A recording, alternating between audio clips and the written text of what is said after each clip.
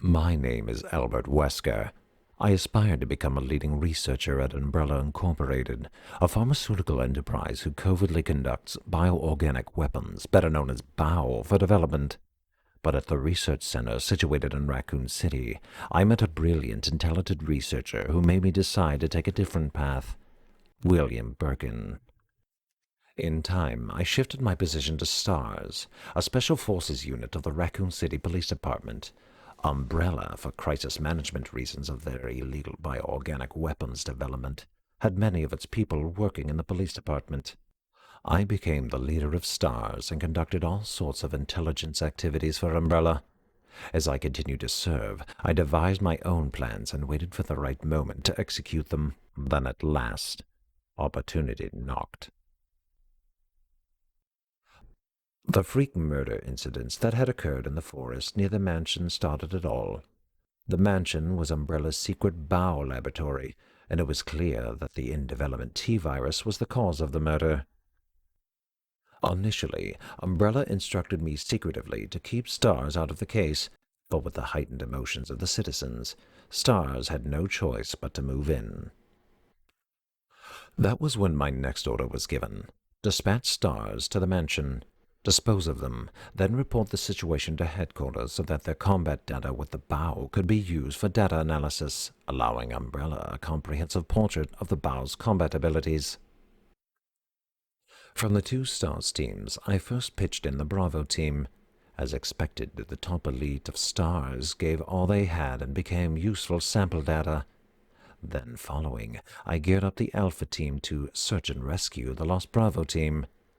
The members of the Alpha team also proved their worth as expected. Many died. There were 5 survivors from the initial 11 STARS members. From the Alpha team were Chris Redfield, Jill Valentine, and Barry Burton, and from the Bravo team were Rebecca Chambers and Enrico Marini. It was time to begin executing my plans. In the midst of the whole affair, I could take Umbrella's ultimate bioorganic weapon, the Tyrant, and join forces with an opposing corporation of Umbrella. To buy into that opposing corporation, I would need the actual combat data of the Tyrant.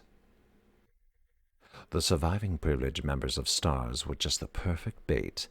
I decided to have one of them play the Judas and draw them to the Tyrant. That Judas was Barry. Barry was the strong truth and justice kind, and he cherished his family more than anything. His type is easy to manipulate. I simply took that most important thing away from him. My only miscalculation was the high potential of Chris and Jill, but with the family man Barry playing the Judas, the scheme went as planned. Then the winds turned unexpectedly. I had to eliminate Enrico, who found out what was behind it all. I used Barry to get to him. After I successfully got rid of that nuisance, I awaited the sample specimen that Barry would bring to me in the Tyrant's room. I injected the virus I obtained from Birkin in advance. If I made Umbrella believe I was dead, it made it far more convenient to sell myself to the opposing corporation. According to Birkin, the virus had profound effects. It would put my body in a state of temporary death. It would then bring me back to life with superhuman powers. Therefore, I unleashed an awesome Tyrant from its slumber and let it attack me. As my consciousness faded away, I was certain that the whole scheme would end in success. Never did I imagine that STARS could slay the evil creation.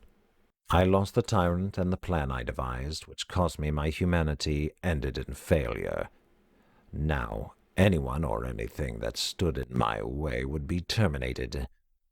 It's been that way for a long time, and it always will be. At all costs, I had to make STARS pay. 2 months had passed since the mansion incident. To regain everything that I had lost in my new organization, I joined hands with Ada Wong, a female agent who was also sent to spy on Umbrella.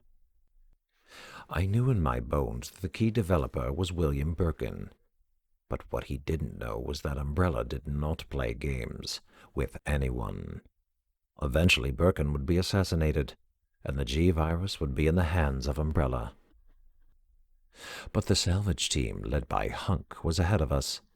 By the time they got to Birkin, he'd already injected himself with the G-Virus. He became his own creation and decimated them. Soon after, the T-Virus, carried by rats, spread throughout Raccoon City, and Umbrella faced its worst scenario. The good citizens became zombies, and the city had headed for its devastating fate. Humans were no match for zombies. In the chaos, Umbrella Europe applied a new type BOW called Nemesis. The Nemesis would hunt down and destroy the surviving members of STARS, Jill. It became imperative that our organization would also obtain the Nemesis data. To cover up the whole affair, Umbrella jettisoned a tyrant to take care of Leon and Claire, who were trying to unveil their secrets. Then, a new revelation. Birkin used to hide the findings of his studies in his daughter Sherry's pendant. It was very possible that the G-Virus was there. While Umbrella was busy with their cover-up, we had to capture Sherry before they did. I sent Ada undercover to seek the location of Sherry.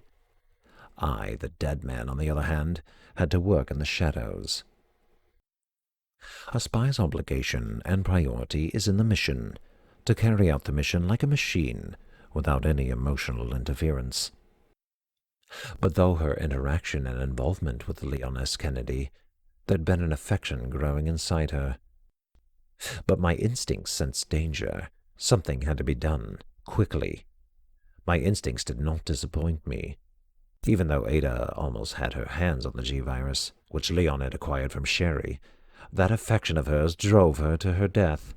But she was still of some use. I had to save her life. My people hurried to retrieve the G-Virus that Leon threw away. But Hunk, the only survivor of Umbrella's Savage team, was there before us.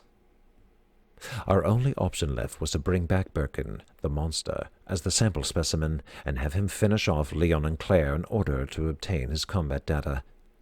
Although Birkin lost the battle to Leon and Claire, we succeeded in gathering samples of the G-Virus from his dead body.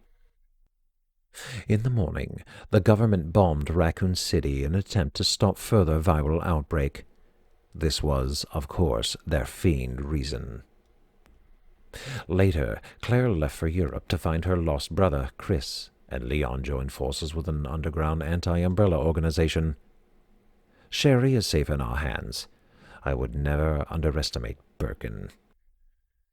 There's something about this little girl.